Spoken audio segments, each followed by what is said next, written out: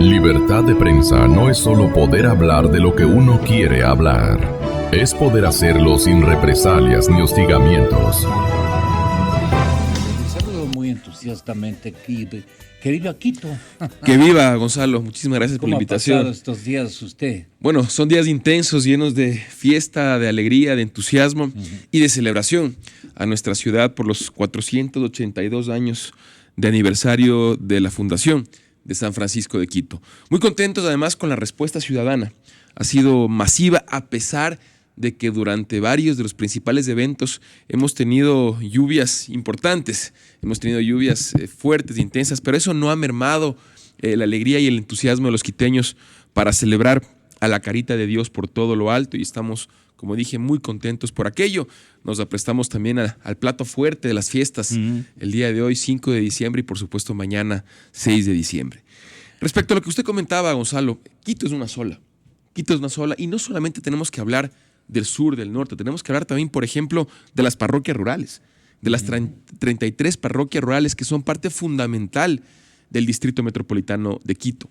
Somos una sola ciudad que creo que tiene como una de sus principales riquezas el hecho de que en diferentes sectores de la misma tenemos distintas manifestaciones artísticas, culturales, diferentes perspectivas, formas de ver la vida. Y yo creo que eso, en lugar de ser una amenaza o una debilidad, representa nuestra mayor riqueza, porque somos un maravilloso mosaico de diferentes criterios, opiniones, orígenes étnicos, entre otras cosas, que han fundido en nuestra ciudad una mezcla extraordinaria que hace de Quito una urbe cosmopolita, metropolitana, que se proyecta al futuro orgullosa de su pasado, pero también, por supuesto, con la ilusión y el estímulo de saber que tenemos que convertirnos en una de las ciudades con mejor calidad de América Latina, de mejor calidad de vida de América Latina. Señor alcalde, en el caso de Quito, la inequidad quiere convertirse en una fotografía muy interesada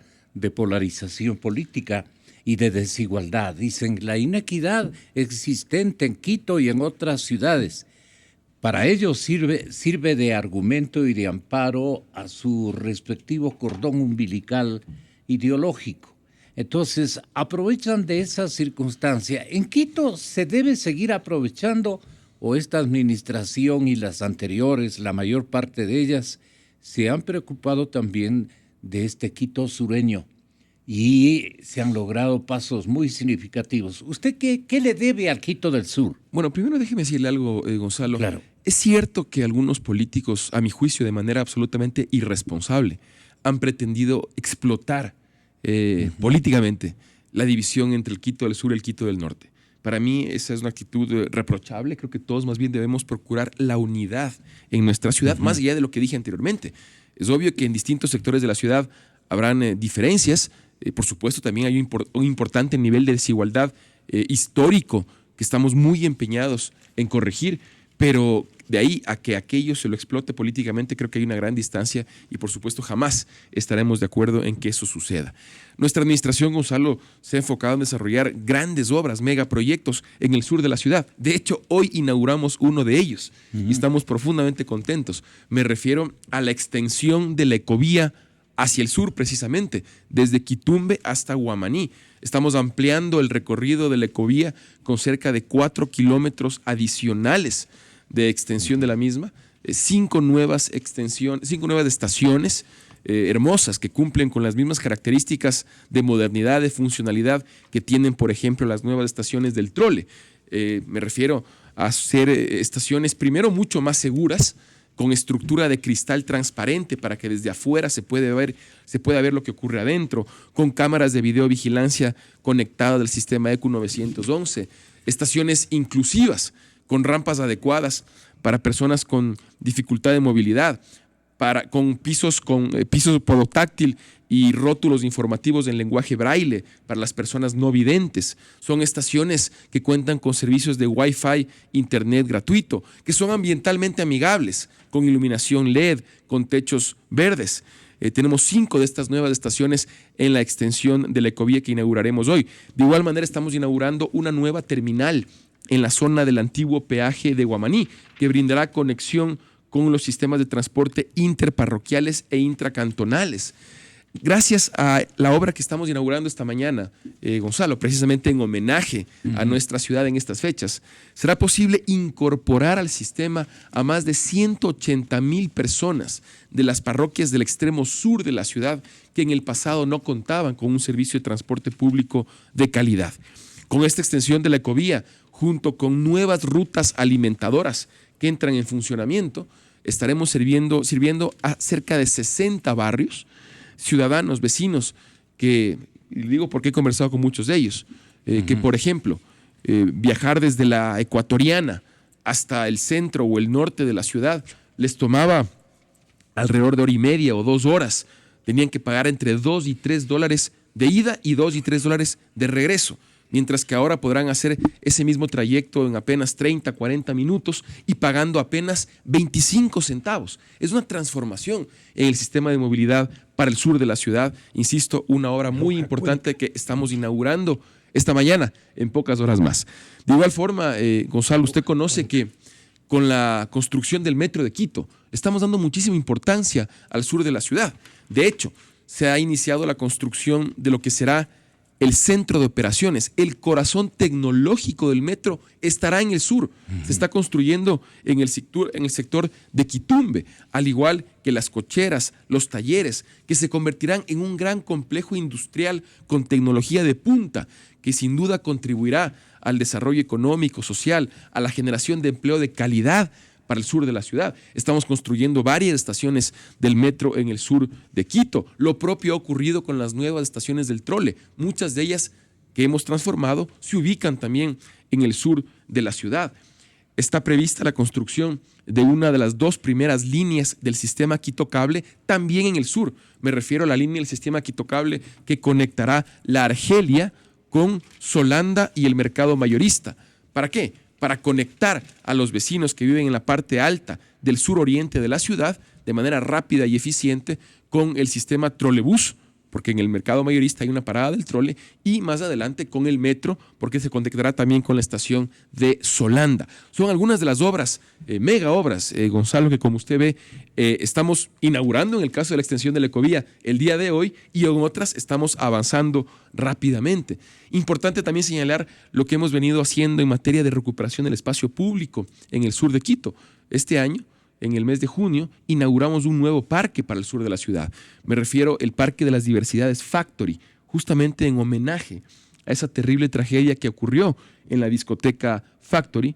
El parque se ubica en la Maldonado y Pujilí, y es un parque que celebra precisamente las nuevas culturas urbanas, prácticas como el skate, como el patinaje, como la música. El parque cuenta con una ágora hermosísima, justamente para la práctica de los diferentes géneros musicales urbanos. Ese es un nuevo parque que nuestra administración construyó para honrar, insisto, la memoria de aquellos 19 jóvenes trágicamente fallecidos en la discoteca Factory. Y precisamente, Gonzalo, el día de mañana, en la sesión solemne, voy a hacer un anuncio que, sin embargo, voy a adelantar aquí junto a usted. Muchas gracias, señor alcalde. Con muchísimo gusto. Y es que luego del éxito rotundo que hemos tenido con la transformación del Parque de la Carolina, que sin duda se ha convertido ahora en uno de los parques más bellos y con mejor infraestructura de América Latina, con sus canchas de fútbol de césped sintético, sus canchas de básquet y de vóley con material acrílico especializado, su pista atlética, la pista azul con material sintético, la única pista de esas características abierta al público de forma gratuita en el país, la transformación que hemos realizado en la laguna del Quinde, los nuevos juegos infantiles del nuevo parque canino. En definitiva, el gran éxito que se ha logrado con la transformación de este parque, que es el parque más visitado por los quiteños. Hemos casi duplicado el número de visitantes al mes al parque, ha sido impresionante. Luego de ese éxito, Gonzalo, hemos decidido construir al sur de la ciudad también lo que será uno de los mejores parques de Quito. Me refiero al espacio en el que se encuentra. Una especie de metropolitano del sur. Con características diferentes, Gonzalo, porque el Parque Metropolitano del Sur es un parque de características ecológicas, tiene senderos llenos de árboles para apreciar la naturaleza, la flora, la fauna. En este caso me refiero a el espacio en el que hoy funciona Fundeportes, que evidentemente ya tiene varios años y es una infraestructura deportiva que requiere una transformación. Allí? Alrededor de 30 hectáreas. Estamos hablando de un espacio muy importante, ubicado justamente en Quitumbe, además en un punto estratégico para el fácil acceso de los diferentes barrios del sur de la ciudad. Ahí construiremos el parque que se llamará Padre Carolo. Justamente en atención a esa maravillosa tarea que realizó el padre Carolo en el sur de Quito. Y este parque, Gonzalo, cuya construcción iniciaremos a principios del 2017, será sin duda uno de los mejores parques de la ciudad, del país y de la región. Estamos hablando de un parque que tendrá canchas de fútbol sintéticas, también una pista atlética con material sintético de primerísimo nivel. Vamos a repotenciar la piscina que se encuentra actualmente en ese lugar. De igual manera, las canchas de vóley, de básquet, la pista de patinaje, entre otras áreas deportivas que serán repotenciadas con la mejor infraestructura para darle al sur de Quito, insisto, quizá el complejo deportivo más importante del país. Por supuesto, de acceso gratuito, lo será para todos los ciudadanos. Ese es el tipo de trabajos que estamos haciendo para el sur, porque efectivamente ha habido un rezago en materia de infraestructura y por eso es que nos hemos enfocado en trabajar de manera esforzada, pero no solo en el sur, Gonzalo, porque Quito somos todos y por eso también hemos realizado grandes obras de infraestructura en el norte de Quito, en la ruralidad, para avanzar, sí, hacia la reducción de los niveles de desigualdad, pero también entendiendo que todos somos ciudadanos de esta maravillosa urbe y que por supuesto todos tenemos derecho a tener servicios de calidad. Roque se siente muy orgulloso de ser quiteño.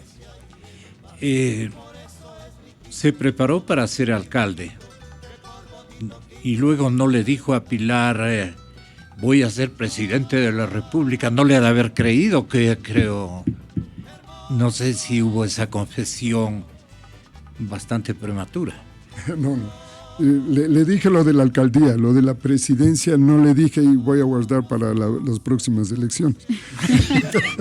Ya le voy a avisar. No, pero le quiero contar una anécdota del cariño y el amor por la ciudad que me parece muy bonita, porque además el personaje que interviene es Sixto Durán Ballén, que creo que vale la pena hacerle un homenaje. Desde luego. En este caso. Desde luego. Sixto fue muy amigo de mi padre. Mi padre fue candidato a la prefectura cuando él fue candidato a la alcaldía y papá perdió la elección. Fue Álvaro Pérez el elegido. Así fue. Pero entonces yo tuve una amistad muy, muy grande con Sixto desde muy joven. Y yo era presidente de la comisión del Centro Histórico. Y un día recibo una llamada de Yamil Mawad y me dice, por favor, si le puedes atender al presidente, que quiere hacer una obra en la calle Benalcázar. Y entonces el Sixto me dice que estaban ampliando la vicepresidencia de la República y estaban juntando los edificios que estaban al otro lado del correo con la vicepresidencia. Se le ocurrió al Sixto que debía construir un puente medio veneciano. Y claro, esto era imposible, evidentemente era imposible. Y entonces yo le dije, Sixto, creo que no se puede hacer esa cosa.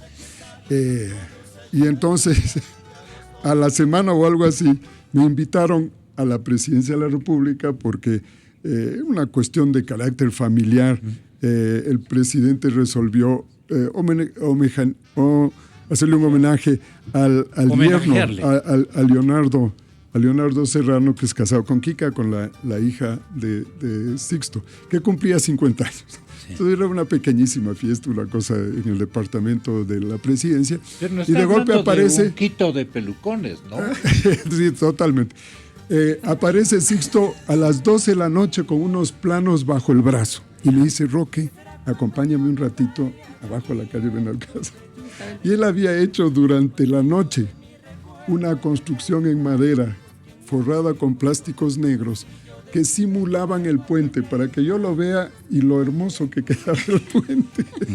Entonces bajamos los dos con unos dos guardaespaldas del presidente a mirar cómo quedaba este puente a las 12 de la noche. Entonces yo le dije, Sixto, perdone, pero no le voy a aprobar yo ese puente, lamento mucho.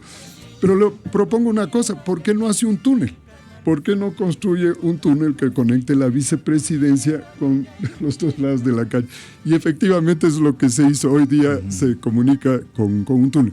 Pero fue lindísimo. Primero, la forma como un presidente de la República le pedía a un concejal que le autorice una obra. Y la segunda cosa, el concejal que no le autorizó tampoco al presidente, porque por encima de eso estaba el amor hacia la ciudad. Eso es singular. Le voy a contar una anécdota de lo que es el chulla quiteño y de lo que es la sal quiteña. Dele. Yo estaba entrando al gobierno, días de entrado, y había una reunión en el Palacio, nos quedamos esta tarde, salí y se me acercó un chumadito.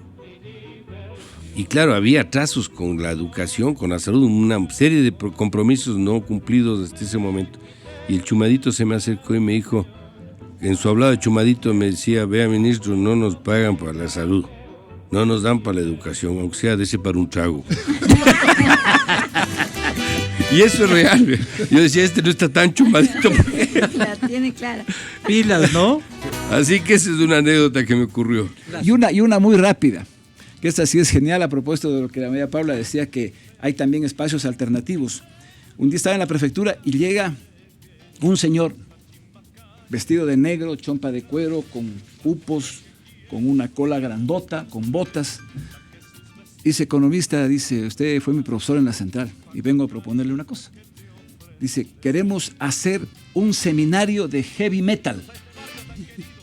¿De qué? De rock pesado. Allá. Y le digo, bueno, ¿y cómo lo vas a hacer? Dice, queremos hacer un debate, traer a gente de afuera, etcétera. Digo, me parece muy bien. ¿Y dónde lo quieres hacer? Dice, en la Casa de la Cultura. Chuta, le digo, está medio difícil, ¿no? Sí, claro. Lo llamo al presidente de la Casa de la Cultura y le digo, préstame el Ágora porque vamos a hacer una... Con esos manes, imposible, dice. Eso es imposible que te presten. Claro. Digo, bajo mi responsabilidad, si lo destruyen, nosotros corremos con eso. Pero ayúdame con eso. Bueno, aceptó Raúl Pérez Torres hacerlo. Después la intendencia. El intendente negó, porque días antes había habido un relajo en el Centro de Exposiciones Quito con unas mismas bandas de esas. Dijo, no hay forma de hacer eso. Para ese tiempo era subsecretario de gobierno, el gobierno de Lucio Gutiérrez, Virgilio Hernández. Yeah. Entonces, y la anécdota era que el intendente me dice, es que esos de cola son poco confiables, ¿no? Entonces le digo, pero ¿por qué esa discriminación? Entonces le digo a Virgilio, ve, tu intendente dice que los de cola son poco confiables. Ya inmediatamente Virgilio ordenó que nos dé permiso y se hizo ese seminario. Se hizo muy bien, cero faltas y todo. Entonces me invitan a la concha acústica de la Villaflora para el concierto de cierre. Yo dije, yo no me voy, pucha, estos panas, ¿no? ¿Y usted piensa, mamá? Solo le acabo esto nomás, Gonzalo. Claro, y cuando lo mandé a mi director de Cultura, y en el agradecimiento dijeron, queremos agradecerle al único hijo de tal que ha confiado en nosotros, el prefecto de Pichincha. Yo creo que a mí me enseñaron a amar Quito mis tías abuelas. Yo viví los primeros años que viví aquí con mi bisabuela y con mis tías abuelas. De hecho, tengo la suerte de que una de ellas aún está viva y lúcida, súper enterada de la política, hincha, fanática del Aucas. Uy, muy mal. Qué bueno. Muy mal. Y... ¿No tienes otra tía? No, tías abuelas hasta ahí y es inmejorable la que es hincha del Aucas. y claro, ellas vivían y aún viven en su parroquia en Santa Teresita, ¿no? Entonces, y además eran muy aficionadas por Quito, nos íbamos de paseo al centro de Quito, nos íbamos al centro a comprar colaciones, que eran los dulces favoritos de mi bisabuela. Y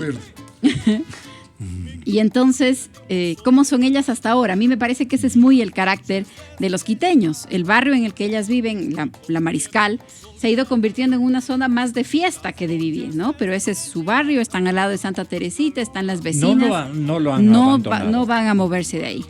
Y cuando empezaron a instalarse discotecas, lugares de diversión, etcétera, alrededor de la casa de las tías, nosotros nos preguntábamos cómo les vamos a explicar cuál es exactamente el giro del negocio que tienen enfrente, ¿no? Porque había de todo en los alrededores. Y cuando todavía estábamos en esa preocupación, era más o menos esta fecha, y entonces fin de año, cena en la casa de las tías para celebrar fin de año. Mi tía Puri, que también es la que les cuento que es hincha del Aucas.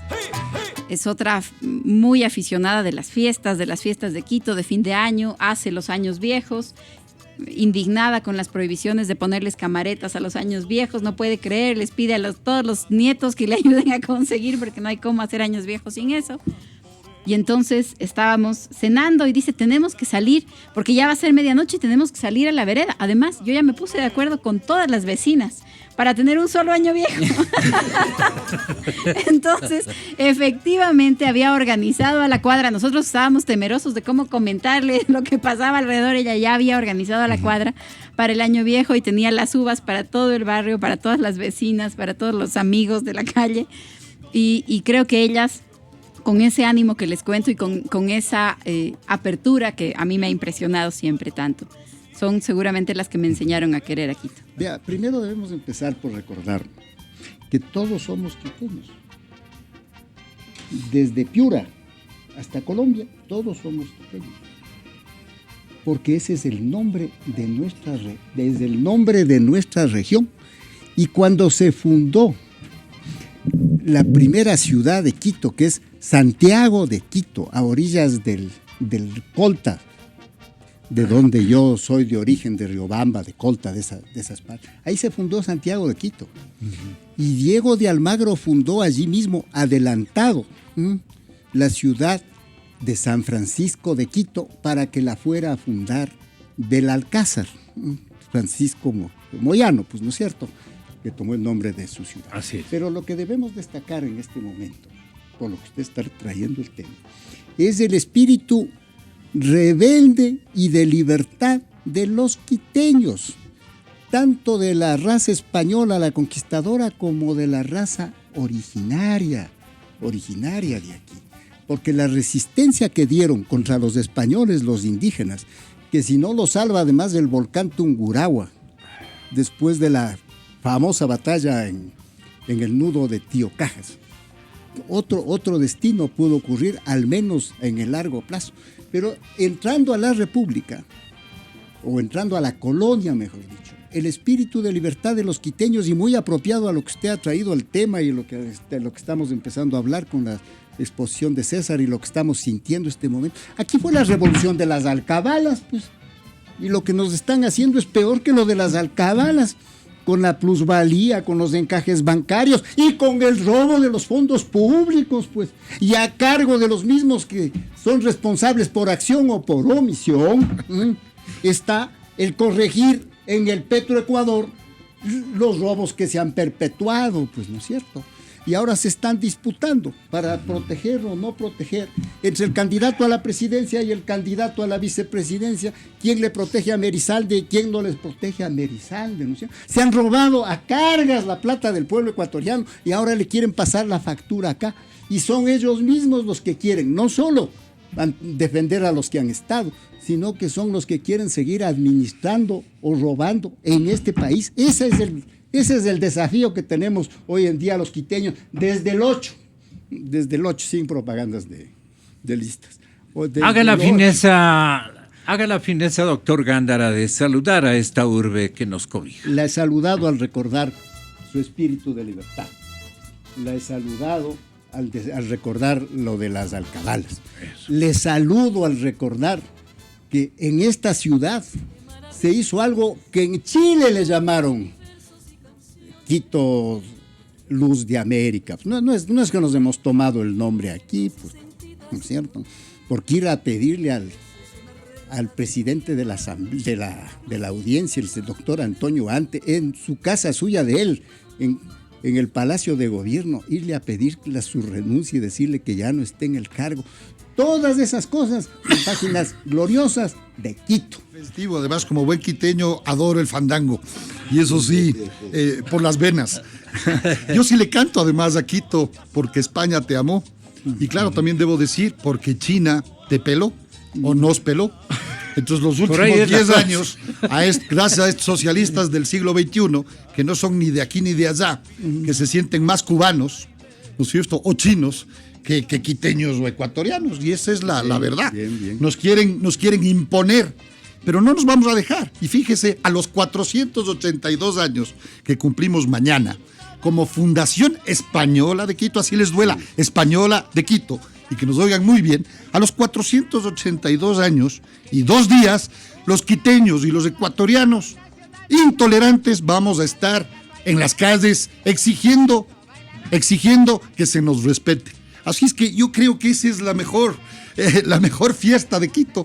La trasladamos unos días nada más para festejar a ese Quito Luz de América que vio la independencia, o por lo menos esos chispazos de libertarismo hace algunos siglos atrás. Y lo vamos a ver ahora jueves, porque vamos a estar los quiteños y los ecuatorianos que no queremos que nos sigan poniendo impuestos. Quito es solidario. Fíjese, más del 50%, y César tal vez me puede corregir, algo más del 50% de los impuestos nacionales del total se recogen en Quito, por obvias circunstancias. Y claro, ¿cómo no vamos a ser solidarios con el resto del país? Con eso se hace obras. Desgraciadamente ahora con eso vamos a tener que pagar las deudas con China. Somos solidarios, fíjese, desde el municipio de Quito, debo reconocer la iniciativa del alcalde, pero con dinero y recursos de los quiteños, de la capital, pudimos ayudar a las víctimas del terremoto de Manabí y de Esmeraldas. Hemos estado ahí en diferentes circunstancias, los últimos meses también aportando lo nuestro. Entonces, eso es Quito, además del primer patrimonio de la humanidad, inclusive para hablar de su belleza, ¿no? Les leo yo a algunos revolucionarios socialistas del siglo XXI que dicen que desde que está Correa hay obras. Eso es desconocer, pues, el patrimonio rico que tiene Quito, por ejemplo, no solamente de lo que nos dejó el legado español, sino toda la cultura que existió en estas tierras. Como bien decía el doctor Gándara, Quito éramos todos. Quito era el reino de Quito del padre Juan de Velasco.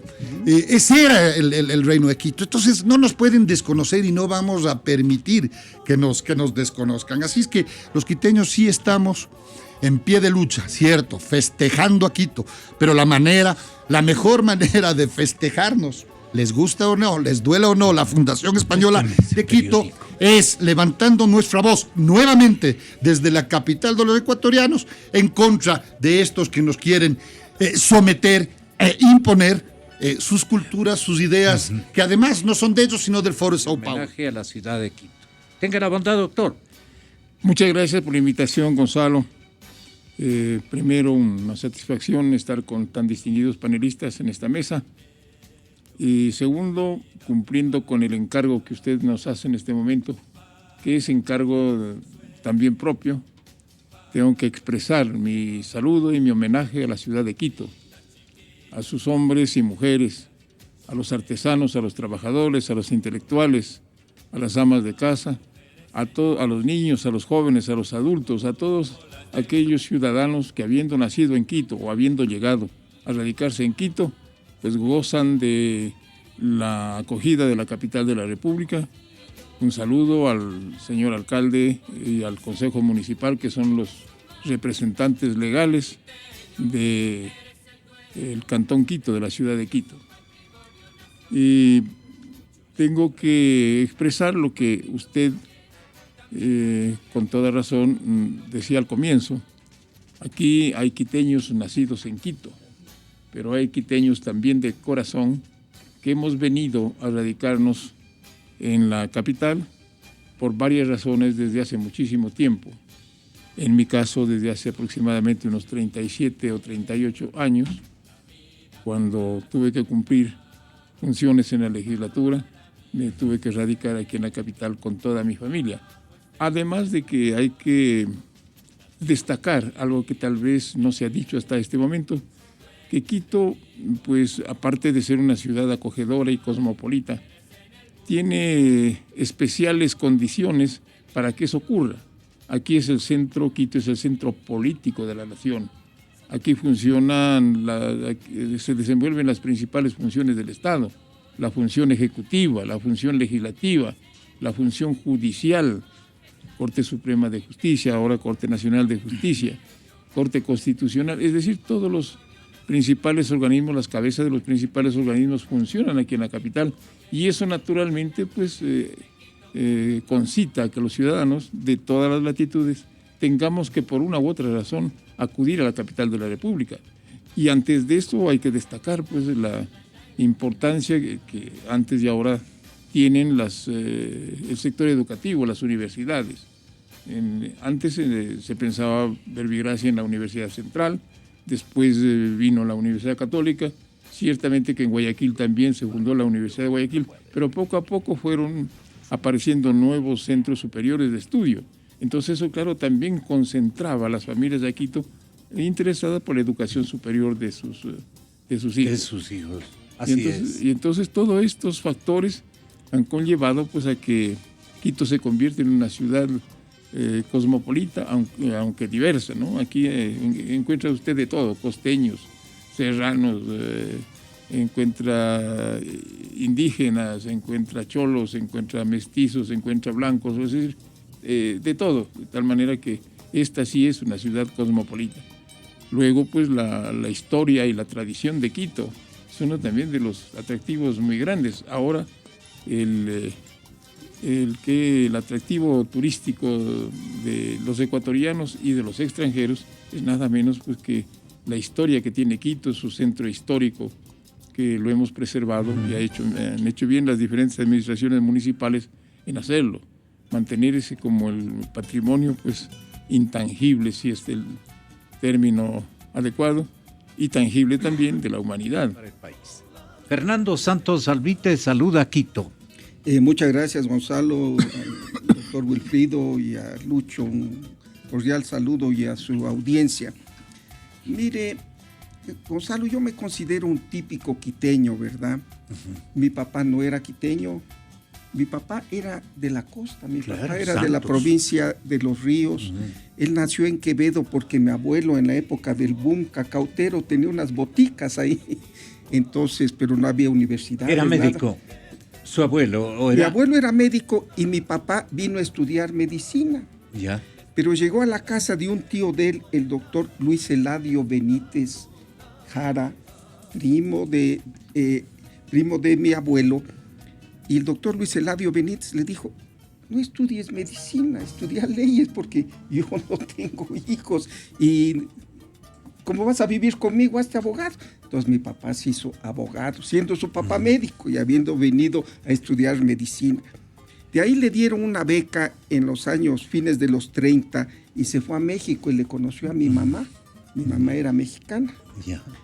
Entonces vino a vivir aquí y los dos están aquí para la eternidad, ¿verdad? Están enterrados en la basílica. Escogieron este suelo tan lindo para vivir y morir. ¿De dónde era su mamá, de apellido Albite? Mi mamá era nacida en el norte de México, en un estado que se llama Tamaulipas, que colinda con Texas, en la capital que se llamaba Ciudad Victoria, pero era hija de un español, don Ramón Albite, era español, era de Galicia, era un gallego que había salido de España en los 1870s, había llegado a Cuba, era comerciante como buen gallego y de ahí se fue a México y ahí hizo una muy grande fortuna hasta que vino la revolución y como era gachupín, como les dicen a los españoles en México, le quitaron algo.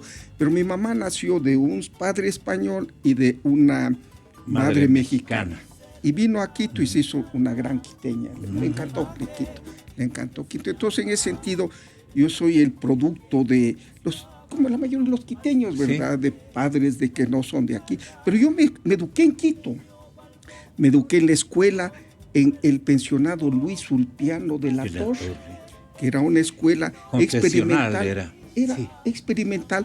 El doctor Luis Ulpiano de la Torre, imbabureño, muy ilustre, había estudiado con los prusianos, con los alemanes que trajo don Eloy Alfaro para modernizar la educación en el Ecuador. Entonces tenía ideas muy modernas. En ese tiempo, le estoy hablando, yo soy en el año 50 comencé la escuela, era mixto, lo cual era visto en Quito, de ese conventual de ese tiempo, una cosa rara. Ahí estudié algunos años, me fui a México en el interim y volví, pero terminé ahí. La secundaria la hice en el quiteñísimo colegio Sebastián de Benalcázar, un colegio municipal extraordinario, queridos amigos, porque no solo de lo que recuerdo, Abelardo Pachano también creo que él era menor que yo, sí. Parece mayor, pero era menos conservado, muy ilustre. Y un gran colegio quiteño. En mi tiempo el rector era el ingeniero Miguel Andrade Marín.